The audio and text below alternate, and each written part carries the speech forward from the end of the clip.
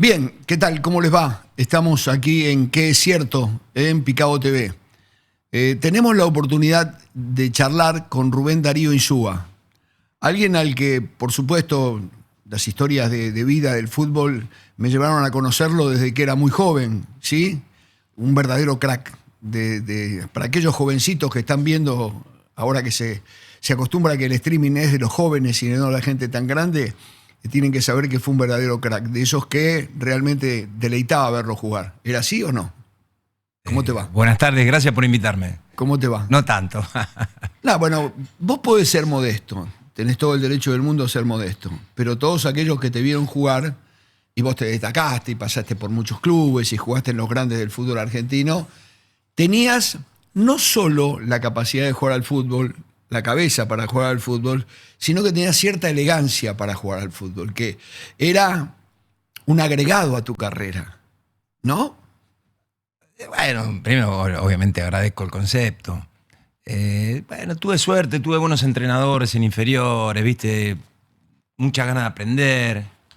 Tuve un entrenador español que se llamaba José Fernández, de los 9 a los 13 años. ¿Dónde lo tuviste? En San Lorenzo. En San Lorenzo. En infantiles. Un español era. Español, sí. ¿Y José Fernández Pérez. ¿De casualidad había llegado allí? No, él trabajaba en inferiores durante muchos años. Mirá vos. Sí, él fue el que formó, por ejemplo, a Cacho Heredia y al Ratón Ayala. ¿Estamos hablando de qué año? 72. ¿Y él vino especialmente a dirigir en San Lorenzo? Sí, vivía acá en Argentina. Mirá vos. Trabajó muchos años. ¿Y él qué te dio? Mira, tenía un carácter bravo, ¿viste? Era bravo. Sí, era claro. Exigente, pero te daba afecto. Y él siempre decía, ¿viste? Cosas básicas. Hay que jugar mejor que el contrario y correr todo el partido, por ejemplo. Correr todo el partido. Claro. Y jugar mejor que el rival. Ahora, Y después te enseñaba, ¿viste? aquella idea de correr todo el partido no estaba muy metida en los pibes del fútbol argentino. Y no en esa época, precisamente. Sí. Hoy sí. Hoy sí, hoy saben que si no corren, Exacto. se la saca cualquiera. Claro, en esa época era más estar con la pelota, ¿viste? Hacer los firuletes que vos hacías en el barrio. Claro, potrero. claro. Después, Encontrarse en paredes. claro. Circular más por triángulos, ¿no? Exacto. Avanzar más lentamente. En esa época, ¿te acordás que se jugaban en el Pedrado? Se cruzaba. Claro. Estaba el árbol y la pared, el árbol y la seguro, pared del otro el lado, árbol y y la se jugaban pared. en la calle, había poco Nosotros tráfico. somos del mismo barrio. Poco tráfico había. Digo que somos del mismo barrio. Parque Chacabuco. Claro, por supuesto. Yo nací en Sarazzi y Picheuta. Y bueno, yo nací en Picheuta y Avelino Díaz. 2 cuadras. A 2 cuadras. Sí. Yo me acuerdo de aquellos tiempos que cuando vos empezabas, que venías de los entrenamientos de San Lorenzo y te veíamos como, está la figura del barrio, de todo el mundo. Y a veces me iba caminando a entrenar. Sí, claro. Ahí en el estadio, ¿viste? En el viejo Sí, gasómetro. sí. Bueno, muchos crack de San Lorenzo, algunos algo compadritos, cuando ganaba San Lorenzo, un verdadero goleador como San Filippo, ¿sí? Él se venía caminando de la cancha de San Lorenzo por Avelino Díaz, él vivía más allá. Él vivía una pasando Curapaligüe. Exactamente. Y se iba caminando con toda la barra atrás que lo aplaudía. Sí, lo aplaudía. El hijo de él jugó en las inferiores, categoría ¿quién? 62. El hijo de José. De José, sí, claro. César.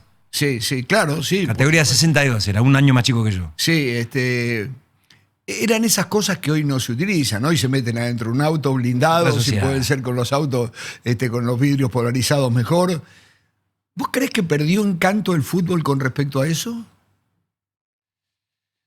Se perdió, se puede haber perdido algunas cosas, se ganaron otras. Hay menos relaciones humanas afectivas, digamos. ¿No era mejor aquello? A algunos les puede gustar más y a otros no. A mí me gustaba ese estilo de vida. A mí me gustaba poder ir a ver los entrenamientos. Mira, antes de venir para acá venía pensando un entrenamiento del año 84 de la selección argentina ahí en Federación Empleado de Comercio. Claro.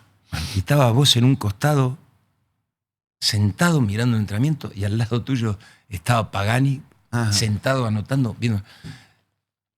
Y después uno, obviamente, que estaba en el fútbol, sabía que vos tenías una forma de verlo, él tenía otra. Y yo veía que terminaba la práctica y entraban ustedes, hablaban con uno, hablaban con otro, hablaban entre ustedes, se reían. Había buena cercanía. Y es una de las cosas que a mí me gustó mucho siempre de los brasileños. ¿Te acuerdas de esa época que se enfocaban los partidos brasileños, iba Sí. a tirar un tipo un córner, iba al coche y decía, ¿dónde va a patear? Sí. Y esa naturalidad a mí me gustaba. Pero ¿sabes por qué me gustaba ir a los entrenamientos? Porque quería aprender. Porque uno tenía naturalmente la condición de jugar en el empedrado, como vos decís. Bien o mal, pero jugaba en el empedrado.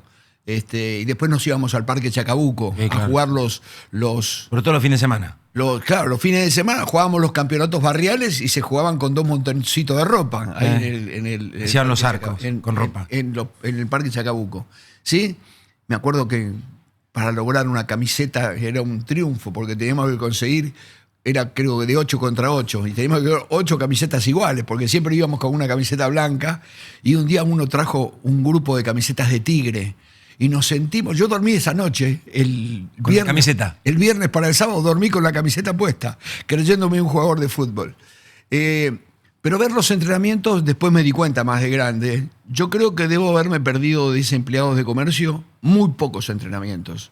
Yo trabajaba tanto en la radio como en la tele y tenía tiempo cuando se producían los entrenamientos del equipo de Bilardo especialmente, de ir, yo era el que estaba destinado a cubrir la selección argentina de Bilardo, y de verlos. Y a veces Carlos me decía, me quedo a la tarde con 2 o 3 jugadores. ¿Te acordás que lo hacía? Me acuerdo de haber visto tirar centros, nada más que tirar centros, y a Brown y a Ruggeri adelantándose, gritando, ¡offside, juez! Nada más, no hacían ninguna otra cosa. Y yo digo, me estoy muriendo de frío en estos cardos, porque aquellas canchas que tenía en Ezeiza eran durísimas, ¿sí? Bien. Pero digo, hoy eso, los entrenadores, yo tengo una queja para los entrenadores con respecto a eso, no le enseñan al periodista. El periodista ve mucho fútbol por televisión, contado por otros periodistas, no contados. Hay contados jugadores de fútbol que son comentaristas. Pero digo, el entrenamiento, el volver atrás una jugada, el explicar un movimiento por un costado, por qué se retrocede, por qué se avanza, por qué el arquero saca como saca, uno lo aprende en un entrenamiento con un director técnico que lo corrige al jugador. En la cancha no lo corrigen, la pelota no vuelve atrás. Claro. ¿Sí? Bueno, se ha perdido... hay más misterio. Esas interrelaciones humanas, punto número 1. Sí. Ha crecido mucho la cantidad de periodismo y quizás los clubes no tienen la infraestructura para absorber esa cantidad y que con naturalidad se pueda ver los entrenamientos. ¿Sabés qué otra a mí cosa? no me parece mal eso, al contrario. ¿Sabés qué me dicen también muchos entrenadores con los que hablo, jugadores? Dicen, llegó un periodismo que le interesa más el puterío que lo estrictamente futbolístico. Y entonces están esperando o un chimento de alguna pelea dentro del equipo o alguna pelea dentro del entrenamiento, que es absolutamente natural, que te ha pasado miles de veces. Ahí puede haber un debate. Quizás también se puede dar la antítesis a esa teoría. Si vos liberás y ves los entrenamientos, desaparecería esa hipótesis de conflicto. Claro. La del otro lado. Sí, pero yo lo reconozco. Yo creo que hay en este momento... Vos sabés que tengo una gran discusión conmigo mismo. Yo me retiré de la categoría de periodista y me he transformado en observador. Porque digo, como periodistas son todos hoy, hasta aquellos que no estudiaron, y cualquiera que se sienta, habla por un micrófono y se siente periodista, le digo, yo no soy igual que ese. ¿Sí? Es una categoría mía que puede entenderse como soberbia. Yo soy un observador. Entonces, reconozco de que hay periodistas que van en búsqueda de la bronca, del chimento. Y hay una especialidad hoy, en este momento, dentro del periodismo, que es quién cuenta más chimentos, sin ninguna duda. ¿Quién cuenta más historias de peleas, de enojos? Te debe haber pasado más de una vez a vos eso. Sí, yo no consumo mucho eso. ¿No? A mí me gusta mucho ver fútbol. ¿No consumís mucho televisión? No, sí, veo mucho deportivo, lo que atañe a mi trabajo, todo. ¿Lees el diario? Sí. Sí, cuando puedo leer. Las páginas online, sí. No, me gusta leer los diarios. Sí, ¿escuchás la radio también? Sí. ¿Algún programa deportivo? Leo, escucho radio, me gusta estar informado de todo. ¿Te gusta estar informado? Sí, de todo. Pero ¿no te das cuenta de que hay una faceta del periodismo que se fue olvidando de cómo se juega? Ha cambiado no solo en el periodismo deportivo, sino en el periodismo en general, esa visión de Sí. las cosas, ¿no? Sí. De tomar más distancia. Los protagonistas a veces se sienten maltratados y naturalmente se encierran. Hay una suma de factores que llevan a que eso suceda. Ahora, a mí me gusta ver y escuchar al que opina de fútbol, sí. Cambiar ideas, ver el juego, ver si coincide lo que él dice con lo que pasa. No sé si me tocó con vos, pero yo lo hice mucho tiempo en Fox, que yo me metía con una pelota en la cancha, sí, con los entrenadores y los jugadores, e iba recorriendo la cancha y le iba preguntando, bueno, ¿acá qué es lo que hay que hacer? Me acuerdo que un día Alfaro, al técnico de Arsenal en aquel momento, que está ahora en Paraguay, le puse, esta es la mitad de la cancha, le puse la pelota acá y él atacaba para allá. Le pongo la pelota acá. Le digo, si le pongo la pelota acá, apenas pasamos la mitad de la cancha, ¿usted es ofensivo? Pero si se la pongo acá, ¿es defensivo? Y me dijo, no, yo no estoy con esas cosas.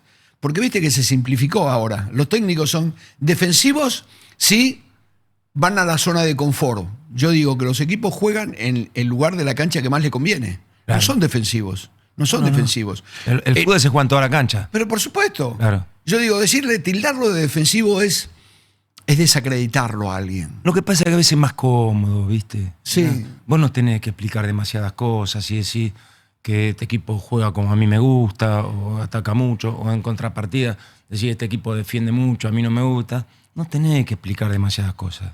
Sí, lo que pasa es que el fútbol argentino se acostumbró a tener grandes jugadores de la mitad de la cancha para arriba, uno de ellos eras vos, y tantísimos, recién hablábamos antes de empezar de Diego, ¿sí? Enseguida nos aparecen las grandes figuras, las que hacían brillar, las que hacían goles increíbles. Pero el fútbol argentino ha tenido defensores extraordinarios. Sí, claro. Extraordinarios. A mí el fútbol argentino, yo creo que en los últimos 50 años ha estado siempre en la élite. Esa es mi humilde opinión. Yo empecé a ver fútbol y tengo muy buena memoria, por suerte para eso, del año 68.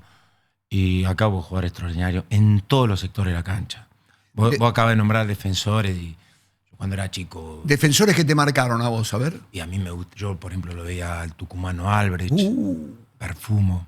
La calidad que tenían los dos. Pasarela. Y los tres eran durísimos también cuando tenían que ser duros. Claro. Pero tenían esa capacidad y esa... Albrecht y Pasarela, aparte, hacían muchos goles. Perfumo no, Perfumo era más estilo, ¿te acordás? Villaverde. Sí, claro. Ya en el fondo. Yo fui compañero en un jugador extraordinario. El negro, ¿lo tuviste en Independiente como compañero? Sí. Él se retiró. Él con Trocero hacían una saga increíble, ¿no? Sí. Villaverde, la velocidad que tenía, cómo iba a los costados, sí, ¿no? Cómo anticipaba. Cuando yo llegué a Independiente ya tenía 34 años. Y me acuerdo, fuimos a hacer una pretemporada a Huerta Grande, en Córdoba. Sí, sí. Y a mí me llamó mucho la atención cómo entrenaba. Entrenaba mucho. Impresionante. Perfil bajísimo, un grandísimo jugador. El último partido que él jugó fue en la cancha de River, que se fracturó el codo. Entonces demoró mucho la recuperación. No me acuerdo de eso, sí, pero tiene que ser. Un foul de Pasarela que le hizo de atrás, y se cayó y se jodió el codo. Y ahí empezó a jugar Pedro Monzón. Claro. Y terminó ese campeonato y se retiró Villaverde. Villaverde no era muy alto, era más bajo que Trocero, sí, pero saltaba como la puta madre. Sí. Era rapidísimo. Era rapidísimo. Muy fuerte. Y bueno, ¿era rápido porque se entrenaba tanto? Era una conducta natural de él, creo. Y aparte, ya en esa época sí se entrenaba bastante. Más el grado de exigencia era alto. ¿Quién era el entrenador de ustedes en ese Solari. momento? Solari. Bueno, pero el Indio era bravo, ¿no? Trabajaba muy bien. El Indio trabajaba muy bien. Yo me acuerdo, vos sabés que en eso de que me gustan los entrenamientos, él me desafió, me dijo, usted no va a venir hasta San Nicolás. Y digo, ¿cómo no voy a ir? ¿A Renato Cesarini? Y me fui a Renato Cesarini 2 veces. Y me pasé todo el día con él, que había como 1000 canchas. Entonces, él era además muy didáctico, muy didáctico. Y nos contaba y nos decía por qué se hacían las cosas, y llamaba a los chicos y le hacía hacer 2 o 3 ejercicios porque él quería que el periodismo aprendiera. Él no quería verse injustamente tratado por el periodismo porque el periodismo no entendiera lo que él quería hacer. ¿Vos lo tuviste? Fue un tipo muy capaz. Un tipo muy didáctico, ¿no? Sí, yo aprendí mucho de él. Mi primer gestión como entrenador, que fue en Barcelona de Ecuador, el preparador físico que me acompañó era el profesor Norberto Paciulo, que era Claro. histórico preparador físico de él, y yo lo llamé y dije que quería que forme parte de mi grupo de trabajo, y yo lo había tenido a él siendo yo jugador. Hicimos un equipo de trabajo muy bueno, y algunas cosas de las que pude desempeñar siendo entrenador las vi viendo trabajar al Indio Solari. Quizá vos no lo viste jugar al Indio Solari. Poquito. Pero lo vi algo. Algo lo viste. Era un jugador totalmente distinto al entrenador, porque el jugador era sacrificado, que lo ponían de 4, después lo ponían de 8, después lo ponían de puntero. Lo vi cuando la última Libertadores que ganó Estudiante, ¿te acordás que ganó 3 Libertadores seguidas? La tercera, él jugaba de medio por derecha. De medio por derecha. Sí. Pero a veces lo ponían en River, en la famosa final. Jugaba de volante, ¿no? Claro, jugaba y lo metieron en un partido de 4 con Peñarol, a jugar de 4. ¿Por qué? Porque él se desplazaba. Porque hoy, cuando yo escucho, dice, mirá, los jugadores tienen que jugar en su posición, si lo sacás de la posición, no van a rendir igual. Yo digo, yo vi jugadores que eran multifuncionales y que se adaptaban a cualquier cosa. ¿Por qué? Porque tenían la entrega, porque tenían las ganas, porque tenían el entusiasmo. Vos jugabas por izquierda y por derecha de la misma manera, ¿o no? Sí. ¿Te gustaba más una zona? En el medio jugué en todas las posiciones, sí. Claro, pero te gustaba más una posición que la otra, pero si a vos te decían tenés que ir a andar a la derecha, ibas a la derecha. Aparte, la ciencia y la medicina deportiva ha hecho crecer mucho el recorrido del jugador. Entonces, a medida que eso lo vas naturalizando, jugás en muchos más sectores del campo de juego. Hoy el fútbol es muy dinámico. ¿Cómo se juega hoy? ¿Cómo se juega hoy? Acá. No te voy a decir en el mundo, porque cada país tiene su manera, ¿no? Correcto. Pero acá, ¿cómo se juega? A mí me gusta el fútbol argentino. ¿Te gusta? Sí, me gusta. ¿Te gusta ver siempre, ¿eh? ¿Te gusta ver cualquier partido? Cualquier partido. Sean de los equipos que están más abajo, de los que tienen menos potencia económica. Yo veo todo. Veo Nacional B. ¿Ves el Nacional B también? Veo cuando puedo partido de Primera B. Me gusta ver. Querés estar actualizado. Sí. Y veo todo el exterior. Hoy la tecnología te permite ver todo el mundo. No, sin ninguna duda. Pero, viste, conversábamos también antes. Me antes. gusta el grado de competitividad del fútbol argentino. Yo sé que a veces, quizás visualmente o estéticamente, no es todo lo agradable que muestran sus propios resultados. Sí. Porque hoy Argentina es campeón del mundo, bicampeón de América, pero es altamente competitivo en la parte física, en la parte mental y en la parte táctica. Ahí es donde empieza la diferencia entre ustedes y nosotros. Cuando digo ustedes, te digo vos jugador, vos entrenador, vos tipo que ama el fútbol desde otro lugar, y nosotros, yo ex periodista, ahora observador. Ustedes lo aprovechan más el partido. Lo aprovechan más, porque saben más que los periodistas. No hay vuelta que darle. Hay periodistas que son una lumbrera, que se han destacado, que han explicado muy bien los partidos, pero que no están en la intimidad.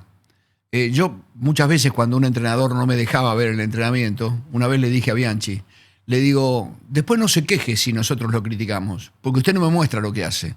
Yo quiero que usted me muestre lo que hace en el entrenamiento para ver si sale en el partido. Bueno, por ejemplo, yo era chico, ¿no? Tenía 13 años cuando Osvaldo Subeldía llegó a San Lorenzo. Y en ese momento se produjo, viste, era un hombre muy fuerte. Y yo lo escuché. Y además daba la sensación de que no tenía nada que ver con San Lorenzo, ¿no? Bueno, ya era muy prestigioso por lo que había ganado en Estudiantes. Y esto que voy a decir ahora lo dije muchas veces. Él siempre decía, yo lo escuchaba, ¿no? Cuando el tipo decía, no, yo el entrenamiento lo hago a puertas abiertas, acá todo el mundo puede ver lo que quiera. Sí, claro. Y entonces un día vi una nota que un periodista le dice, pero si usted muestra todos los entrenamientos, la pelota para en contra, los hay todo, lo van a poder anular con mayor facilidad. Bueno, eso va a estimular mi conocimiento, dijo. Claro. A mí me quedó muy grabado eso. Vos sabés que lo repetía porque se ve que tenía muy buena relación y que yo creo que lo entrenó a Grigol. Lo repetía mucho Carlos Grigol eso. Carlos también dejaba ver los entrenamientos y me acuerdo que después teníamos tenidas almorzando o encontrándonos alguna tarde y él decía, yo quiero la exigencia, que no me importa que sepan cómo juego. Además tampoco es demasiado fantástico lo que hago, no es misterioso lo que hago. Yo salgo por la derecha con Arregui, con Gómez, y se tira alguno de los punteros a la derecha, a veces Juárez, a veces Croco, que en aquel tiempo. Me dices, ellos ya saben cómo juego, pero eso me obliga a mí, en el próximo partido, a hacerlo totalmente diferente. Me acuerdo que un día los juntó a los jugadores y nosotros estábamos en el borde y le dijo, los minutos más importantes de un partido de fútbol son los últimos 15 minutos, no los primeros 15. Me dice, porque nosotros los vamos a arrollar si nos entrenamos bien en los últimos 15 minutos. Con nosotros todos los partidos van a ser parejos. No le vamos a ganar a nadie 5-0, ni nadie nos va a ganar 5-0. Pero si nosotros estamos aptos físicamente, hemos regulado la cabeza, los pulmones y las piernas, en nosotros los 15 minutos hacemos la diferencia. Bueno, en el fútbol de hoy en día muchos partidos se definen en la recta final. En la recta final. Claro. Estamos viendo ahora... El componente físico hoy es muy importante. Él ya lo había aprendido en ese tiempo. Bueno, ese equipo de Ferro corría mucho. Corría mucho. Mucho, claro. Era difícil meterle a ese Ferro, ¿no? Era buen equipo. Aparte tenía grandes jugadores, Márcico, Cañete. Pero igual era muy desacreditado. ¿Te acordás que decían que Timoteo era defensivo? Lo que pasa es que también hubo un par de años donde prevalecía Estudiantes, Ferro, Argentino Junior. Y no había una gran costumbre en el fútbol en general a someterse al éxito de los más chicos. Claro. Estaba todo el mundo acostumbrado a que ganaban River, Boca, Independiente, San Lorenzo y Racing los campeonatos, ¿no? Claro. Entonces se produjo algo diferente al común denominador. ¿Fuiste hincha? ¿Yo soy hincha? Si fuiste hincha de fútbol cuando eras chico. Sí, claro. Eras hincha, tenías un club. Sí, San Lorenzo. San Lorenzo. Sí. Ese era el club que te gustaba. Sí. Por eso fuiste ahí y ahí arrancaste. Sí, me fui a probar a los 9 años. ¿A los 9 años? Sí, me fui a la Ciudad Deportiva con un amigo que vivía a la vuelta de mi casa por Pichauta, vivía él. Ajá. Y... Nos consiguió la prueba un primo de él. Mira vos. ¿Y quedaste de entrada? Sí, quedé de entrada.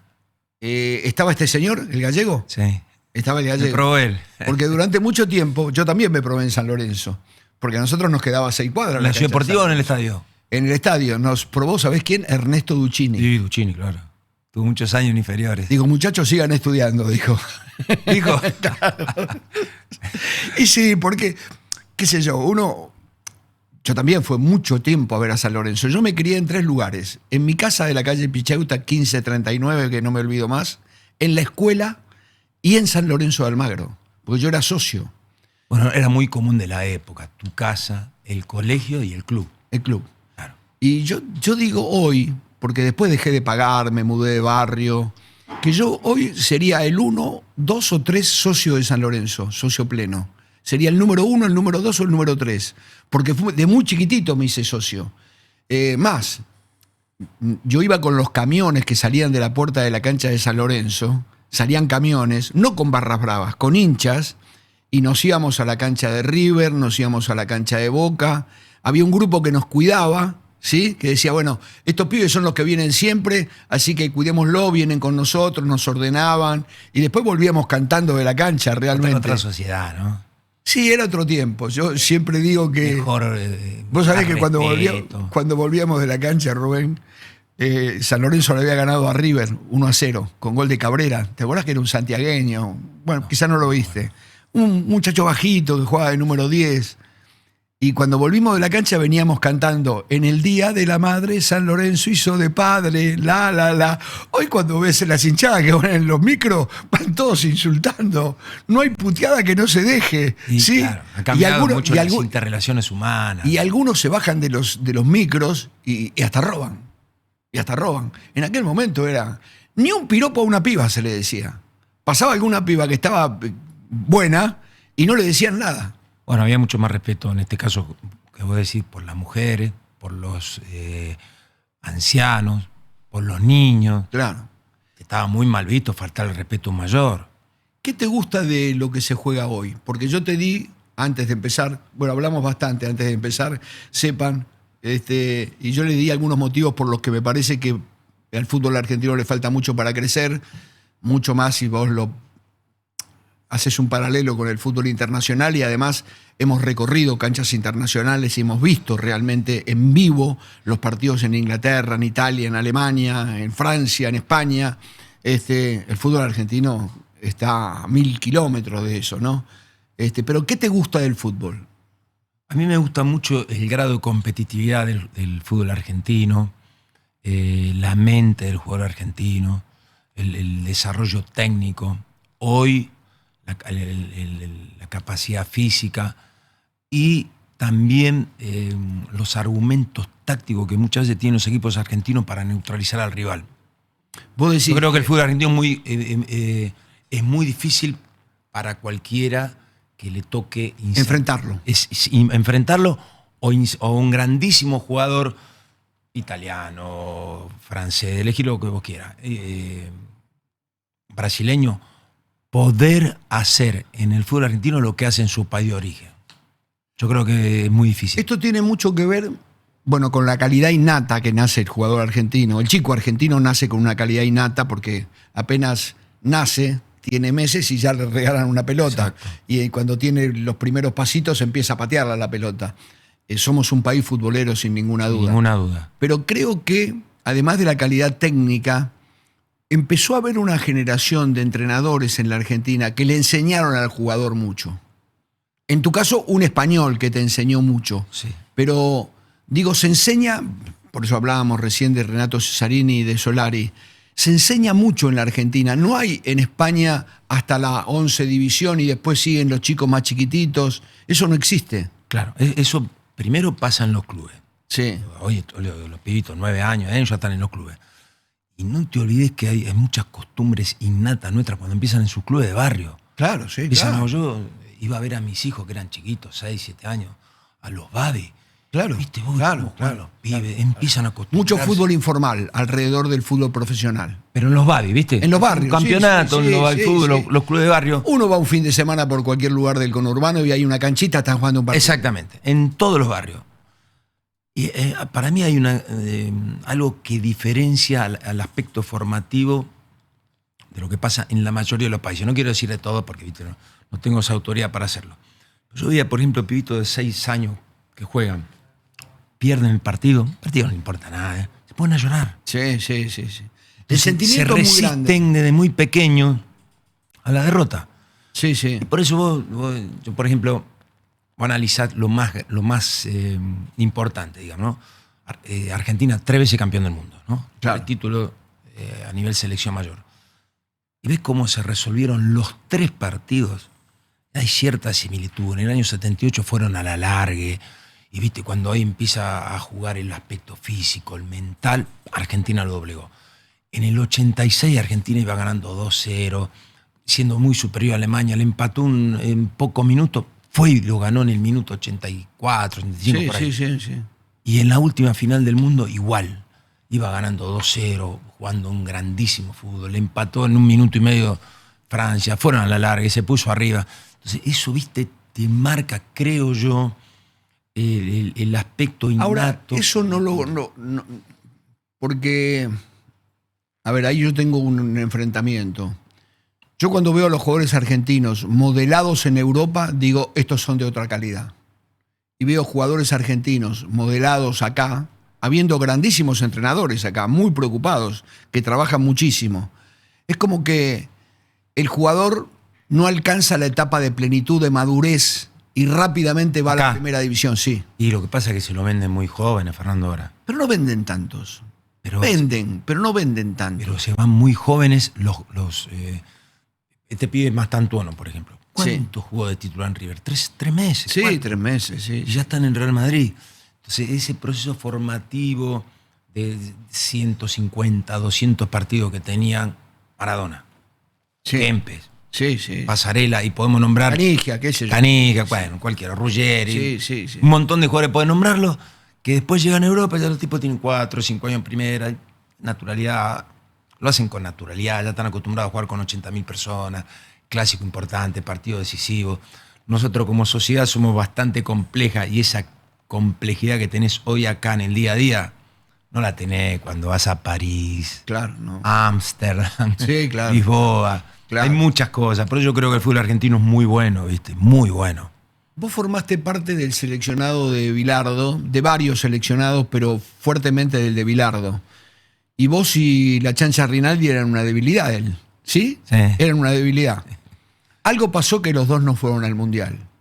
Hoy como entrenador, ¿entendés por qué no te llevaron? Sí, ¿Hoy sí? claro, lo entendí, era fácil de explicar. Había mejores jugadores que yo. ¿Había mejores? No es tan difícil. ¿Había mejores jugadores? Y claro, porque después vos tenés que hacer una lista de cuánto era, 22 en esa época, ¿te acordás? Sí, 22. Ahora creo que 25, 26. Sí, más o menos. O más ahora. Sí, sí.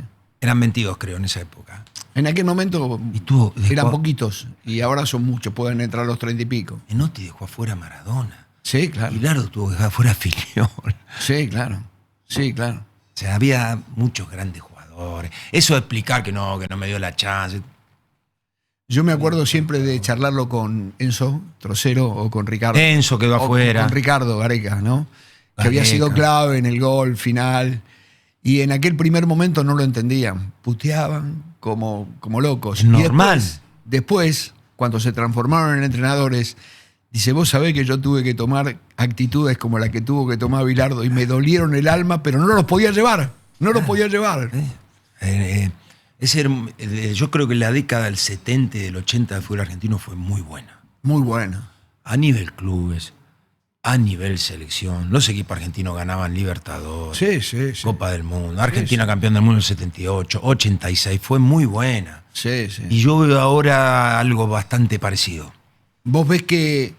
Pero vos date cuenta que venimos de un mundial de clubes y de una Copa Libertadores donde le cuesta a los equipos argentinos. Les ha costado estos últimos 6 a 7 años, digamos, ¿no? Sí. River ganó en la última en el 2018, Sí. 6 años. Ahora, también es cierto, cuando vos empezás a mirar hacia atrás, siempre el fútbol argentino, el brasileño, en una época se había insertado el uruguayo, porque Peñarol ganó 5 Sí, Libertadores sí. y Nacional 3, pero siempre esta secuencia, Estudiantes de La Plata ganó 3 Libertadores seguidas, Sí, claro. Independiente ganó 4, Y no ganó la cuarta de casualidad, Estudiante. perdió la final con Nacional de Montevideo. Nacional en Lima. En un tercer partido en Lima. Y después Independiente ganó 4. Boca creo que en 4 años había ganado 3. Sí. O sea, hubo dominio momentáneo de equipos brasileños, de equipos argentinos. Ahora Racing ganó la Sudamericana en diciembre, ganó ahora la Recopa. Este momento de Brasil y otros momentos de Brasil cuando vos quizá ni habías nacido, ¿sí? Cuando Brasil ganaba también muy seguido los campeonatos con Pelé. Este momento de Brasil marca que ellos tienen mejores jugadores técnicamente que nosotros. En este momento no. No, hoy no. Hoy no. No. Podrán tener, esto lo digo con mucha humildad, a mí me encanta. Sí, no. Brasil. Y además está cierto, le cuesta un montón en la eliminatoria a Brasil. Creo que ellos, los clubes, pueden tener mayor poderío económico. Entonces, venden jugadores y pueden traer uno de 40 millones de dólares sin ningún problema. Punto número 1. No se desarman a mitad de temporada, cosa que sí pasa con muchos equipos argentinos. Se refuerzan además. Exactamente. Y un dato menor, no menor mejor dicho, por primera vez la selección de mayores de Brasil contrató un técnico no brasileño. Sí, claro, sí. O sea, algo puede estar pasando. Sí. La mayoría de los equipos que han ganado la Libertadores estos últimos años fueron técnicos portugueses. Sí, claro. En cambio acá en Argentina es todo genuino. Los jugadores son argentinos, los técnicos son argentinos. Sí. No digo Es difícil que entre un entrenador extranjero en la Argentina. Es difícil. Los técnicos uruguayos siempre. Sí, porque trabajan. estamos cerca, casi Sí. son como Se acomodan vecinos, muy rápidamente. como vecinos. Exacto. Pero digo, más de una vez alguien me ha preguntado, una vez el presidente de la Asociación Uruguaya, estábamos charlando y me dice, estoy con un lío bárbaro, no sé si traer a este, traer a aquel. Y yo le digo, ¿por qué no se anima con un portugués? Le digo, los portugueses juegan muy bien al fútbol, saben mucho de fútbol, no le di ningún nombre, ¿no? Justo se había dado que Flamengo había salido campeón con aquel... Jesús. Claro. Y Portugal parece que tuviera Hay una escuela de técnicos ahí. Yo no la conozco Exacto.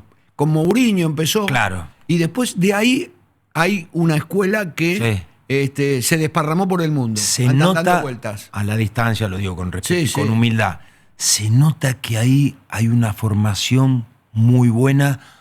No sé si será la Federación Portuguesa o la Escuela de Técnicos Portuguesa, pero hay técnicos portugueses muy buenos en gran parte de las potencias mundiales y que ganan títulos. Vuelvo acá. Vos dirigís un equipo que no tiene mucha potencia económica. Se habla que tiene otras potencias. Después vamos a hablar de eso, ¿sí? ¿Te molesta eso que se diga? Lo hablo ahora. ¿Te molesta que se diga que es el equipo de Tapia y entonces como es el equipo de Tapia? No, no me molesta. ¿No te molesta? No. Por dos motivos. Mirá, primero cuando Grondona, cuando salía campeón Arsenal, se decía lo mismo. Sí, que era por seguro, Grondona, seguro. Y Arsenal tenía muy buen equipo. Y segundo, hace poco en una conferencia lo dije, nunca me preguntan por el tema del arbitraje cuando el equipo pierde. Claro. Entonces eso me da cierta tranquilidad. Bien, pero más allá de esa historia, que es un correveidil en el fútbol argentino, vos sos parte del fútbol que no tiene tanta riqueza. Es decir, River se puede dar el lujo de vender un jugador en 45 millones, Barracas no, y comprarse inmediatamente dos delanteros que le pueden costar entre uno y otro 20 palos, ¿sí? Entre Salas y alguno que anda buscando por ahí, Okay. chileno, y bueno. ¿Cómo te ves en esa situación? Cuando vos ves que desde ese punto de vista sos inferior, porque si yo me tengo que arreglar mirando mucho el fútbol de mi categoría, que es la primera división, pero no para el lado de River. Por ahí si River me da alguno, fenómeno. Tengo que comprar jugadores de la mitad para abajo. Si no, tengo que mirar en el Nacional B o si no, tengo que mirar afuera, ¿sí? ¿Cómo te ves en esa competencia contra los grandes? Me ha tocado estar en las dos circunstancias. Me ha tocado dirigir clubes muy grandes. San Lorenzo. Y en el exterior también. Sí. Vos le pedías un El jugador. Barcelona de Ecuador. Claro. O Deportivo Quito. El Deportivo Quito. Y en ese momento tenía mucho poderío económico. Y me ha tocado estar en circunstancias diametralmente opuestas, como en esta. Y nosotros prácticamente el equipo no va a hacer incorporaciones para el próximo torneo. ¿No van a hacer? Poquito. Ninguna, casi ninguna. Casi ninguna. Casi ninguna. Y creo que el equipo hoy tiene más tiempo de trabajo que lo que tenía el torneo anterior. Que hicimos un buen torneo, el equipo hizo 26 puntos sin jugar ningún partido local. Tenemos ya 5 o 6 jugadores jóvenes entrando con la primera. Y tenés que tener cierta capacidad o ingenio para neutralizar al rival, jugar bien al fútbol, estar entrenados al límite.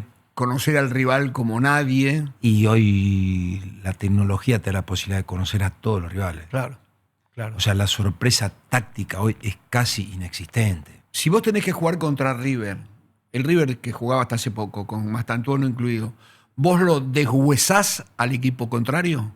Digo, lo desarmás todo como para decir, por acá tienen fortalezas, por acá tienen debilidades, por acá le vamos a meter este jugador, ojo con este que es tan difícil por una cosa como por la otra. Después es difícil, en lo teórico fácil. No, pero digo, en vos... en la práctica difícil. Pero hoy en día, Fernando, para mí es fundamental cuando vos tenés que jugar con equipos que sabe que tienen planteles numerosos, jugadores de jerarquía, que tenés que sostener el ritmo 97, 98 minutos, ganar los duelos individuales en lugares trascendentes de la cancha. Claro. Todo lo demás, digamos, entre comillas, es relativamente secundario. Uh-huh. Ahora, si vos jugás con River, por ejemplo, y perdés en las áreas, no tenés ninguna chance. Está sonado, claro. No, te digo esto porque hubo una etapa del fútbol argentino que nosotros siempre adoramos porque eran técnicos conocidos con los que tomábamos café. Bueno, yo digo, yo soy en ese caso muy nostálgico porque a mí me gustaba, y a ellos también, éramos varios periodistas, que nos gustaba ver el entrenamiento, esperar los que se cambiaran y después ir a tomar un café para que nos explicara un poquito más todavía, ¿sí? De las cosas que había hecho. Pero había técnicos a los que no les interesaba el rival. Yo hablaba con técnicos muy importantes. Me acuerdo que un día yo le llevé un video, le digo, mira, te voy a dar un video de un equipo brasileño que vas a enfrentar. Me dijo, no, yo prefiero uno de Pepe Biondi, me dijo. ¿Sí? Se burló de mí. ¿Sí? Como que no le interesaba. Hoy no hay técnico que no sepa qué hace el equipo rival. No creo que exista hoy eso. Y la primera parte, en esa época, capaz que el grado de abundancia... Eso pasaba. Bueno, entonces, si Tenía un equipo fantástico. Claro, vos tenés no sé, el River de la Bruna. Te voy a poner un ejemplo. En el 75, no me acuerdo. Sí. Lo vi muchos equipos. No, sí, claro. Sí. Y capaz que no se preocupaba mucho, por el contrario. ¿Viste? Sí, por ahí Ángel no se preocupaba tanto. Bueno, no. no en el caso puntual. No. En ese momento la diferencia individuales. He tenido discusiones con Ángel, no es que... ¿Ah, sí? Sí, Bueno, no lo sabía. por supuesto. Pero ¿qué es lo que te quiero decir? En esa época las diferencias eran muy marcadas.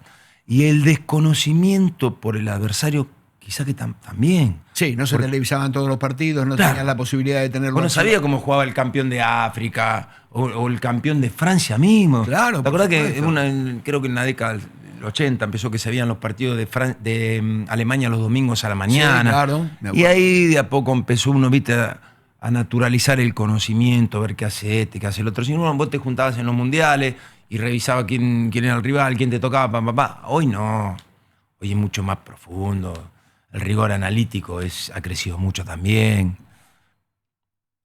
Tenés que jugar con River o con Boca, que son los equipos que, no digo que son los mejores, porque hay otros que son mejores. Platense, por ejemplo, que salió campeón, es mejor, aunque haya perdido en estas horas la posibilidad de seguir en la Copa Argentina.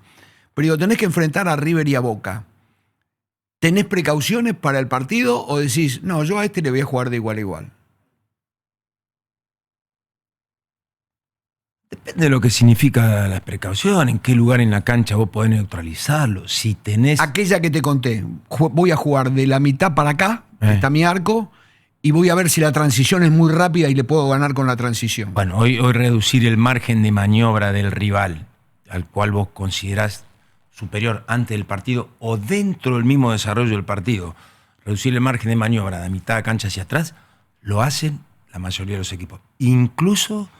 Yo veo el Mundial de Clubes ahora. Sí, claro. Sí, Yo veo que a veces cuando van ganando o se cansan un poco, no pueden sostener el ritmo, pasan los 10 jugadores de campo la línea de pelota. Sí, pegan. Lo hizo el Real Madrid, lo hizo el City, lo hizo el Paris Saint-Germain. Después, cuanto más tiempo tengas la pelota o tengas jugadores desequilibrantes. Y cuanto más espacio le puedas crear al rival atrás. Claro. Yo, por ejemplo, veo el otro día lo hablamos con el resto del cuerpo técnico. Vos fíjate, los jugadores del Paris Saint-Germain agarran la pelota, vuelan, ¿no?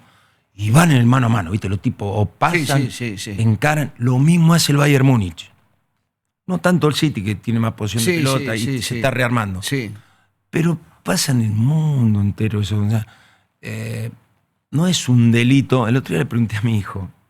Ahora yo tengo un hijo que está viviendo en el exterior y un nieto. Bueno, fui a visitarlo y me llevaron a un partido de básquet. ¿Viste? La gente... Hace medio un show ahí en Estados Unidos. La gente le dije a Rodrigo, ¿cómo era que gritaba?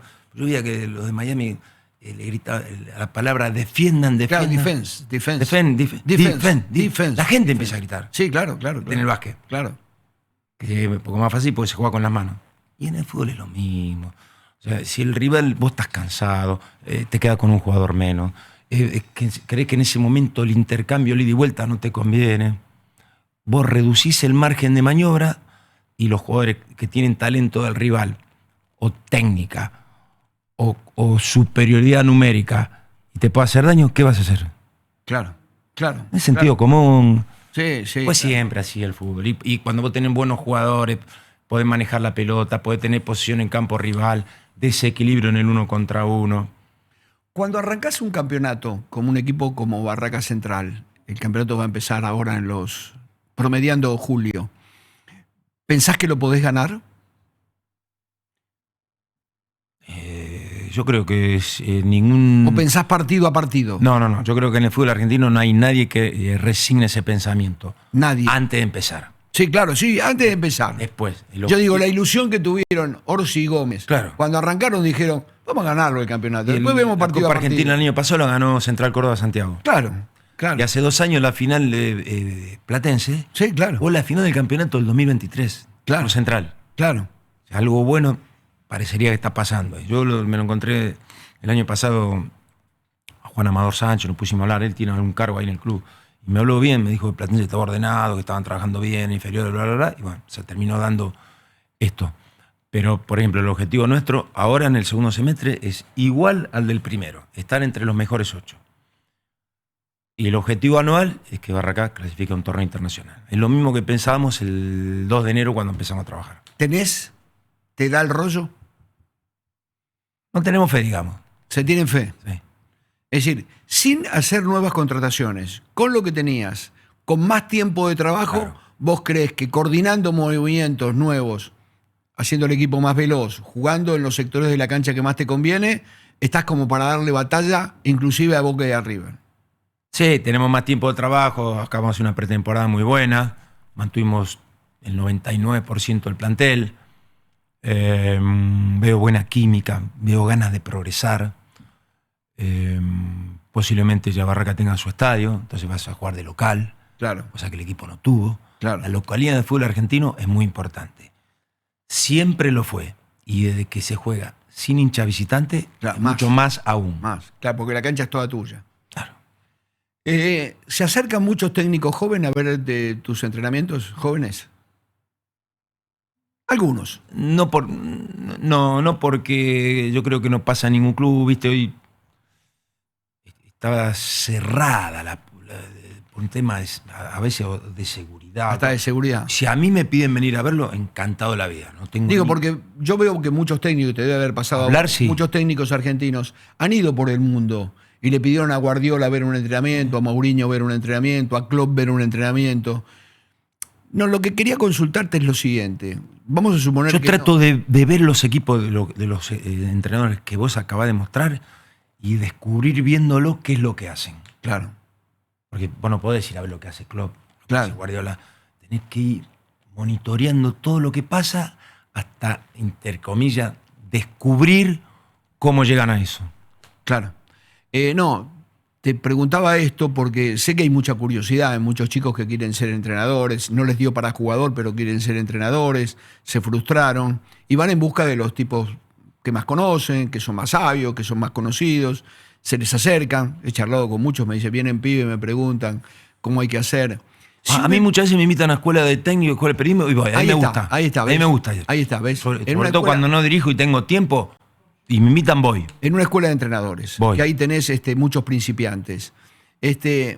Si un pibe te dice, deme la fórmula del éxito, ¿sí? No existe. Y vos le decís, no existe. No se compra en ninguna farmacia, si no ganarían todos. Ujú, No existe la fórmula del éxito. sí. O puede tener ciertas normas básicas. No ser campeón. Eso es lo que te No acerca. no ser campeón, porque ser campeón sí, eso sí que es difícil. La fórmula del éxito, tener un equipo que a vos te deje conforme. Perdimos, quedamos en cuartos de final, pero yo la verdad que estoy satisfecho porque hasta acá jugamos como había que jugar, ¿sí? Como yo podía jugar con los jugadores que tenía. Buenos jugadores. Sí, buenos sencillamente, jugadores. entrenados al límite físico, ¿Qué con es orden entrenar- colectivo. ¿Qué es entrenar al límite físicamente? Doble turno, más exigencia, entrenamiento individual, entrenamiento colectivo. Un poco de cada una de las cosas que acabé de nombrar. La intensidad del trabajo, el grado de exigencia que hoy tienen los deportistas de alta competencia, en este caso trasladados al fútbol, hace que los entrenamientos deban tener un grado de intensidad muy alto, casi en el límite. Menos doble turno, Menos doble turno. menos en el desarrollo de la competencia. Sí. Nosotros acabamos de terminar una pretemporada de 2 semanas donde entrenamos doble turno todos los días. ¿Viste? Es para tener, digamos, no digo una base física, sino recrear secuencias que te permitan llegar al campeonato, si es posible, al 100%. Y después sí, tener entrenamientos de alto grado de exigencia, que el jugador se vaya cansado a la casa, comer bien, dormir bien, jugar bien, tener respaldo colectivo. Te pregunto. Eso es entre comillas, la fórmula que te acerca más a poder ganar. ¿Me das un minuto que tengo que pasar un Sí. aviso? Tu sueldo en ICBC es un sí, porque tenés los beneficios que querés y la atención que mereces. Además, podés elegir tu beneficio de bienvenida entre un préstamo a tasa cero o hasta 350.000 pesos de regalo en tu tarjeta ICBC. Es fácil, rápido y sin costo. Cobra tu sueldo en ICBC. Entrar en sueldos a icbc.com.ar. ICBC, sí. Escanea ahora el QR y si no podés, tenés acá abajo, acá, el link para entrar ya. Bien, seguimos con Rubén Darío Insúa, el técnico de Barracas, uno de los mejores jugadores que pisó las canchas argentinas. Esto se lo digo para aquellos que no lo vieron jugar. ¿Sí? Los que lo vieron jugar saben perfectamente esta historia. Siempre fuiste muy callado. ¿Sí? ¿Ahora sos más locuaz? No, ¿Ahora no. que tenés que hablar? No. La profesión capaz que me obliga un poco más. Sí. Pero no, ¿Pero siempre fuiste más introvertido? No, que era muy... En mi ámbito privado siempre fui así. Sí. Siempre fuiste así. ¿Era de hablar en la cancha? Sí, en la cancha mucho. ¿Es necesario hablar en la cancha? Sí. ¿Todos? En esa época más. ¿Todos o algunos? Si hablan todos, mejor. Si hablan todos, mejor. Claro, porque eso te muestra, digamos, un liderazgo compartido. Hoy no es muy común verlo, y aparte el intercambio de posiciones, lo frenético del juego hace que vos no puedas dar muchas indicaciones, parar el juego, hablar. En la década del 70, al 80 había 4 o 5 por equipo. Hoy si hay 1 o 2 está muy bien, y después tenés que tener jugadores inteligentes. Bien. ¿Vos notás cuando decís, bueno, vamos a hacer pretemporada, doble turno, vamos a exigirnos, vamos a ver hasta dónde llenamos los tanques de oxígeno para ver hasta dónde llegamos en el campeonato? ¿Notás que todos tienen la misma disposición? ¿O hay jugadores que sí, porque yo me acuerdo, y vos también te acordás, que en tu tiempo, cuando vos entrenabas y le decías, vamos a dar una vuelta a la cancha, había alguno que le robaba alguna vuelta a la cancha. ¿Sí? Sí, bien. Digo, ¿hoy tiran todos parejos? ¿O sos muy rígido con la disciplina del equipo? No siendo un tipo que ande a los gritos ni nada por el Con sentido común. Sino decirle al jugador, mira, te conviene. Te conviene. Si vos me robás una vuelta, te perjudicás vos, no me perjudico yo. Ah, sí, las reglas del juego son para todos parejas. Sí. ¿Y vos ves que hay disposición en los pibes? Sí, la mayoría sí. En la mayoría de los casos sí. Que no lo interpreta, viste. Una vez escuché, creo que Facundo Cabral dijo, viste, si van 200 vacas a comer pasto para un lado y una va para el otro lado donde no hay pasto, está equivocado el que va para el otro lado, ¿no? Claro. Después el grupo de trabajo te va llevando, viste. El jugador no es ingenuo tampoco. El jugador joven está pensando en ver si pasa el que tenés vos a Boca o River o quiere irse al exterior. Es tanta la tentación de los McAllister, de los Martínez, bueno, de cualquiera de los chicos que están argentinos en el mundo, es más la tentación de saltar el Atlántico o decir, porque ustedes tenían una progresión en aquel momento. Querían, bueno, vos jugaste en un club grande toda la vida, pero los chicos, por ejemplo, de Estudiantes, querían jugar en River y en Boca. Yo me acuerdo que los rosarinos querían jugar en River y en Boca. Y después sí se daba el pase al exterior. Hoy, ¿el chico en qué piensa? Puede pasar, es, digamos, algo casi natural en cuanto al crecimiento, y no hay que olvidarse el contexto social que lo rodea, los padres, las necesidades económicas. ¿Son obstáculos los padres? Y a veces puede serlo por necesidad o por equivocación. Por necesidad... Sí, claro, sí, la urgencia, por la supuesto. urgencia económica. O por equivocación, que creyendo que estándole todo encima lo puede ayudar. Y ahí hay un componente difícil de dilucidar, que es el afecto. ¿Es mejor o peor que tengan un representante?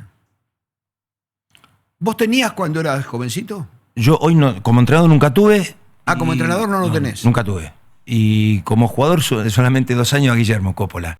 A Guille. Que lo conocí en el mismo vuelo donde estabas vos, en el año 83, yendo a jugar.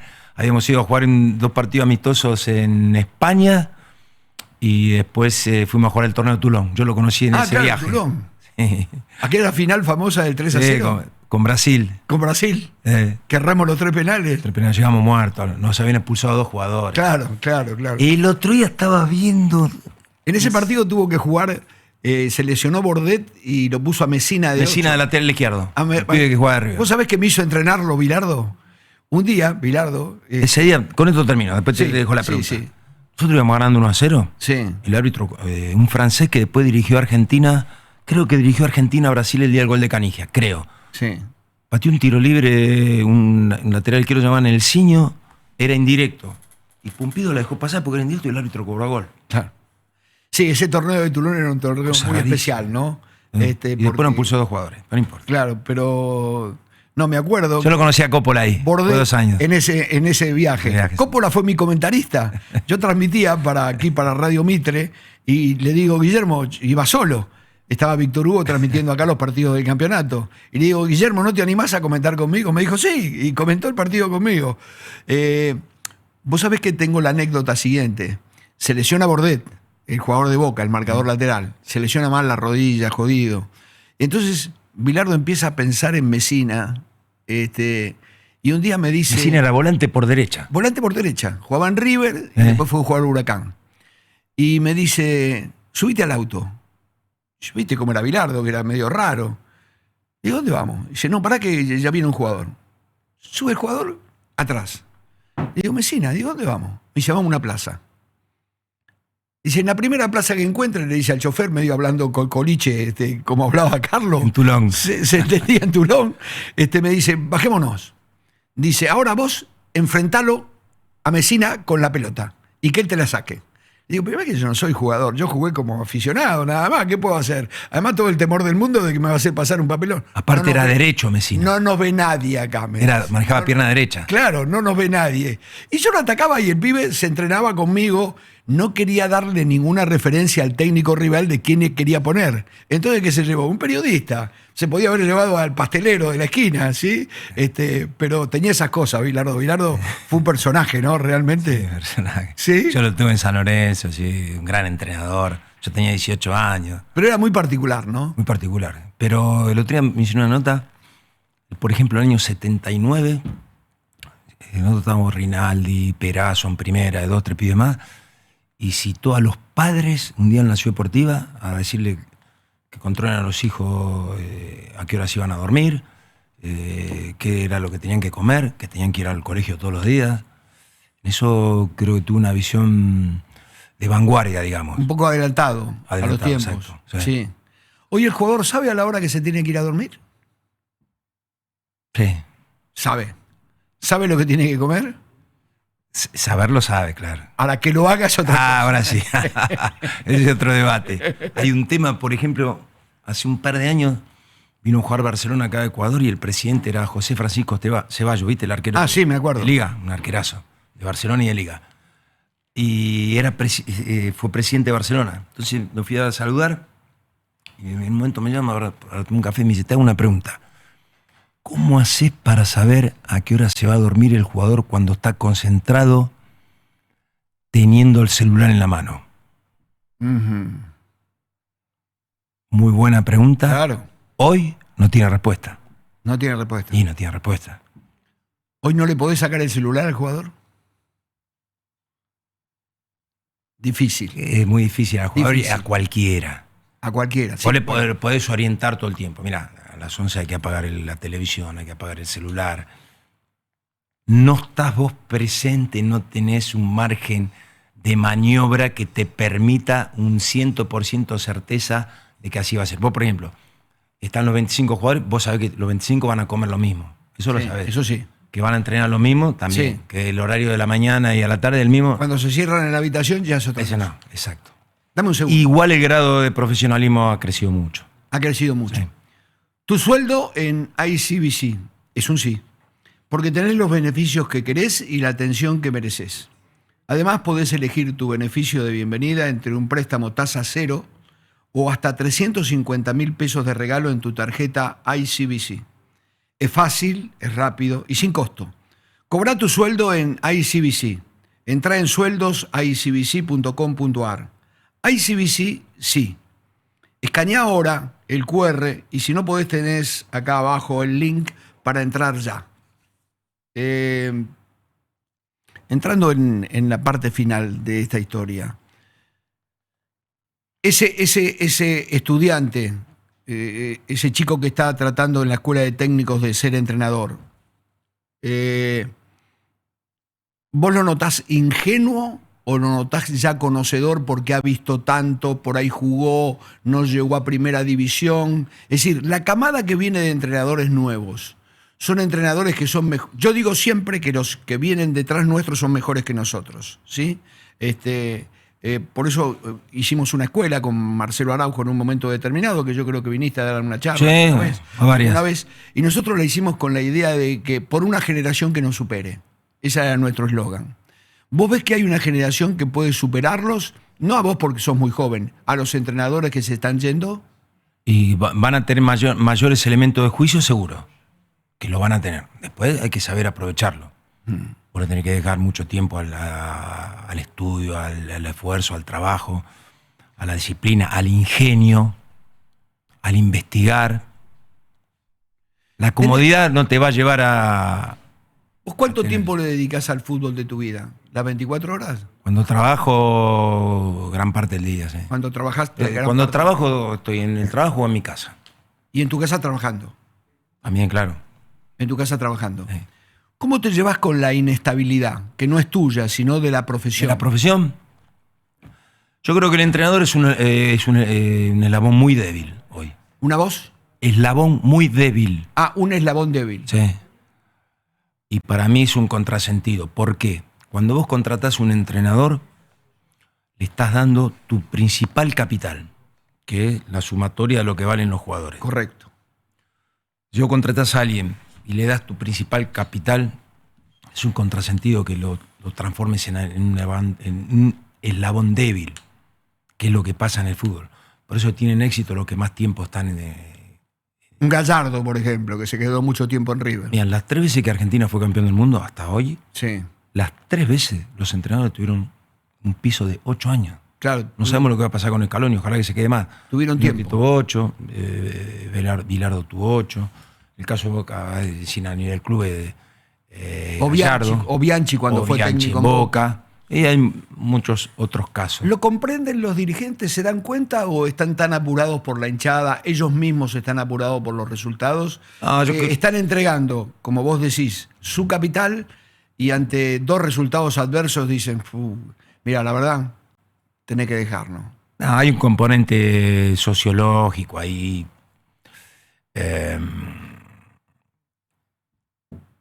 En ese aspecto... por ejemplo, Argentina que quedó eliminado del Mundial 2002, primera ronda. Sí.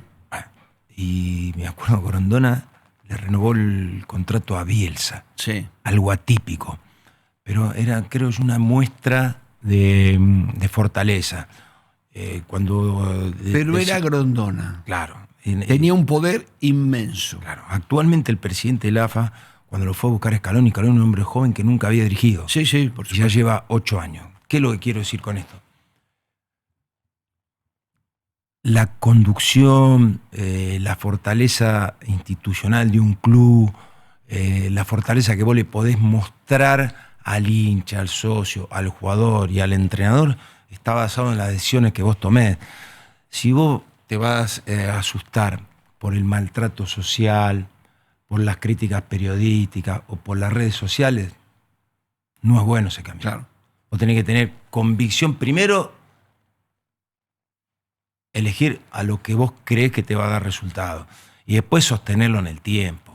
Ahora, cuando los pibes estos, los jovencitos estos o que te encuentran por la calle... Perdón que te interrumpa, yo creo que cambiar mucho en técnico es un síntoma de debilidad de quienes los hacen. Seguro, por supuesto, eso es lo que yo creo. Sin ninguna duda, sin ninguna duda.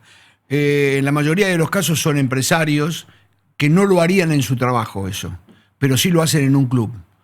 Muchas veces por temor, porque la hinchada es brava, porque por ahí los aprietan, y en otros casos porque es fácil cambiar uno por el otro. Total, si dejan un muerto en el club, lo paga el que viene. ¿Sí? Esa es una historia que se ha dado en el fútbol argentino. Muchos de los técnicos del fútbol argentino han tenido que hacerle juicio, inhibirlos para poder cobrar. ¿Por qué? Por la facilidad que tienen muchos dirigentes para tratar de esa manera a quienes contratan. A mí una vez, Fernando, a mí me llevó a Independiente Pedro Iso. Don Pedro. Grandísimo dirigente. Grandísimo dirigente. Un señor. Un día hablando con él, ¿viste? Se había demorado un vuelo, veníamos de Medellín. Nos quedamos hablando, ¿viste? De fútbol. Entonces, en un momento agarra y dice, no, yo la plata Independiente la cuido más que la mía. Claro. Dice, si entran 10, gasto 8. Si el Bocha me presiona mucho con el contrato, gasto 9. Nunca gasto los 10. Sentido común. Vos sabés que el Bocha salía siempre que tenía una charla con Pedro Iso disconforme. Yo te voy a decir, es una grosería lo que voy a decir, ¿eh? Es una grosería.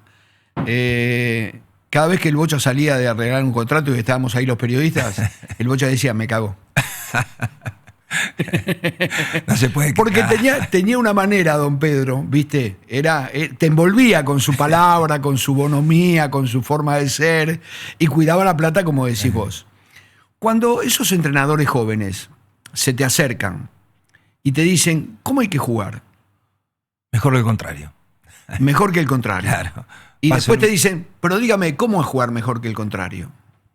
Manejar la pelota bien, tener buenos recursos técnicos, neutralizar al rival, ganar los duelos individuales, estar 10 puntos físicamente, tener fortaleza mental. El fútbol hoy, el grado de complejidad es alto. No te alcanza haciendo pocas cosas. Claro. Hay que hacer muchas durante el partido. ¿Le decís, tengan jugadores que corran? Sí. Si no corres hoy, si no llegas al lugar adecuado, en el momento adecuado, es un problemón. Sí. Si te cansas antes de que termine, es un doble problema. Sí. Hoy, si vos estás entrenado al límite, tenés aire, te responden las piernas y tenés lucidez mental. Los deportes de alta competencia te exigen eso. Y el fútbol un poquito más, porque es el único que se juega con las extremidades inferiores. Claro. Hay una cosa redonda que te tiene que hacer caso. Sí.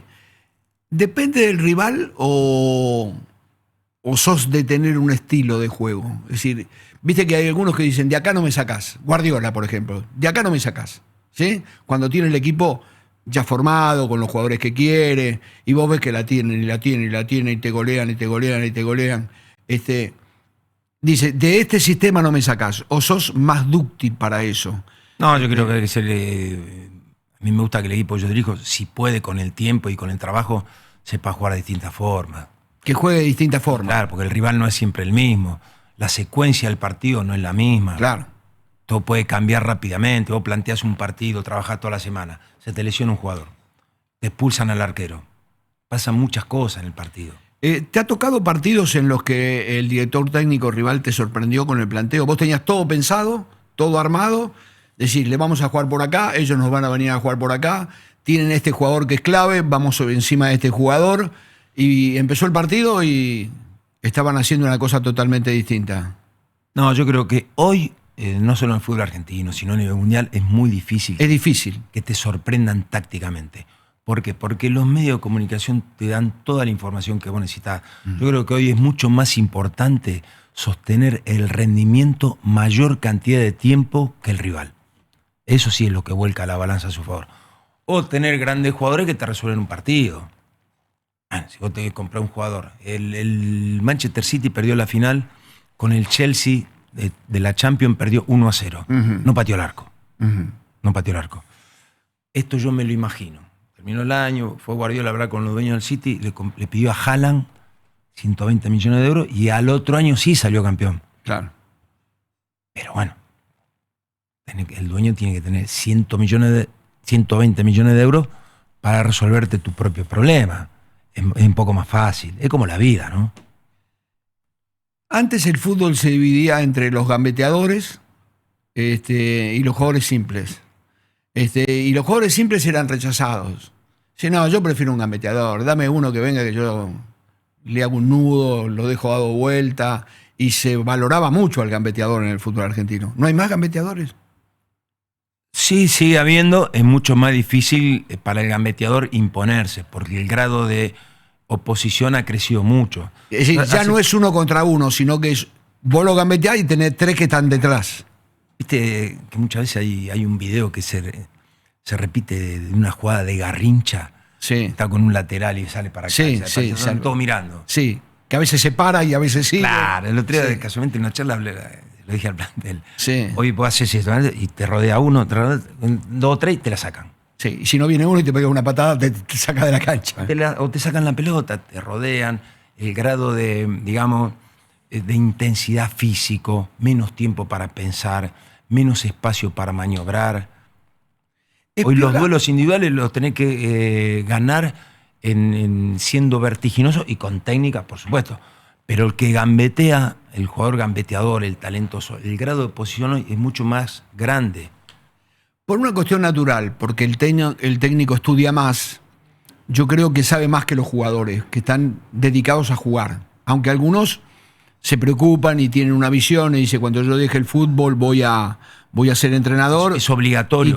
Y quiero saber más. Jugador. Hoy los jugadores argentinos son piolas, ¿se dan cuenta tácticamente de lo que pasa? Sí, es bastante pillo, digamos. ¿Viste que a veces decís, ¿cómo puede ser que este equipo esté perdido? Que en la mitad de la cancha pasen con una velocidad increíble. El técnico grita desde un costado, cubran, marquen, retrocedan, y el jugador se quedó o porque no tuvo aire, o porque vuelve caminando, o porque no se da. El jugador ya aprendió todo eso, que sabe que tiene que retroceder, que tiene que achicar, que tiene que ir a los costados, y cuando van a los costados van tres. Sí, el jugador argentino es bastante lúcido y completo en ese aspecto. Es pillo en ese sentido. Igual, yo creo que el fútbol nunca dejas de aprender hasta el último día que vos te retirás. Claro. Es así. Cuando vos crees que te la sabes toda, ahí se produce una meseta. ¿Qué es el arquero en tu equipo? Muy importante. Antes era el que atajaba. En los tiempos que vos no habías nacido y yo tampoco había nacido, los arqueros, yo veía las películas del año 20, 25, 30, se quedaban debajo del travesaño, esperaban en la línea de cal, llegaban hasta ese momento. Si la agarraban, y si no la agarraban, no la agarraban. Hoy Neuer sale a la mitad de la cancha a apoyar a los centrales del Bayern Múnich. ¿El arquero tiene que tener ese valor, esa importancia? Puede ser más completo en ese aspecto. Cambió el reglamento, porque vos te acordás que antes vos se la podías a un arquero, lo agarraba con la mano y no había ningún problema. Cuando sacaron esa posibilidad, naturalmente empezó a tener un rol más participativo con los pies. Pero primero hay un orden de prioridades. Atajar, sí salir mucho. A mí me gustan los arqueros que tienen un control importante del área, como tenía Chilaver, o yo lo tuve en San Lorenzo a Batalla. Arqueros que tienen el control del área. Qué arquerazo Batalla, ¿no? Muy bueno, sí. Qué arquerazo Batalla. Muy buen arquero. Qué pecado que San Lorenzo. Bueno, después trajo un chico que está ahora, el paraguayo, que es bueno, ¿no? Yo creía que Batalla se iba a quedar muchos años en San Lorenzo. Vos sabés, yo también pensé que Batalla era el arquero para San Lorenzo para toda la vida. Yo lo había visto en un sudamericano, que creo el técnico era Humberto Grondona, que salió campeón Argentina, le ganó la final en el Centenario a Brasil con un gol de Correa, creo. Y atajaba Batalla. Creo que fue en el 2015, por ahí. Y yo lo vi y me gustó mucho, ¿viste? Creo que tenía 17, 18 años. Y bueno, pues cuando llegué a San Lorenzo, él venía... No había jugado, había estado un año, había jugado un solo partido por Copa Argentina. Segundo, tercer entrenamiento lo tengo acá en la cabeza, ¿viste? Él estaba atajando para el equipo suplente. Tiraron un centro y cabeció, creo que el colombiano Zapata, ¿viste? En un ángulo y voló y la sacó con una potencia de pierna, ¿viste? De cuando vos ves algo diferente. Sí. Y bueno, después se ganó el lugar. Sí, claro. Mucho temperamento, una bomba de tiempo, ¿viste? A veces, ¿viste? Tenía que controlarlo, pero muy buen arquero, valiente, completo, le pegaba fuerte a la pelota, salía, una gran capacidad de transmisión con el compañero. Hace tiempo que no te veía y lamento mucho un momento de la charla, que es porque se tiene que terminar. Y a mí me gusta hablar de fútbol. A vos también, te encanta, me doy cuenta. Pero viste, el tiempo es finito en la televisión y tenemos que terminar. Va a haber seguramente otra oportunidad para seguir desgranando el fútbol argentino, porque ha sido muy rica la charla, a mí me gustó mucho, no sé si vos te sentiste cómodo, pero te agradezco mucho, Rubén. No, gracias a vos por haberme invitado. Bien, y a ustedes nos encontramos dentro de Que es Cierto a las 7 de la tarde. Pero ahora seguimos con PDF en Picado TV. Chau.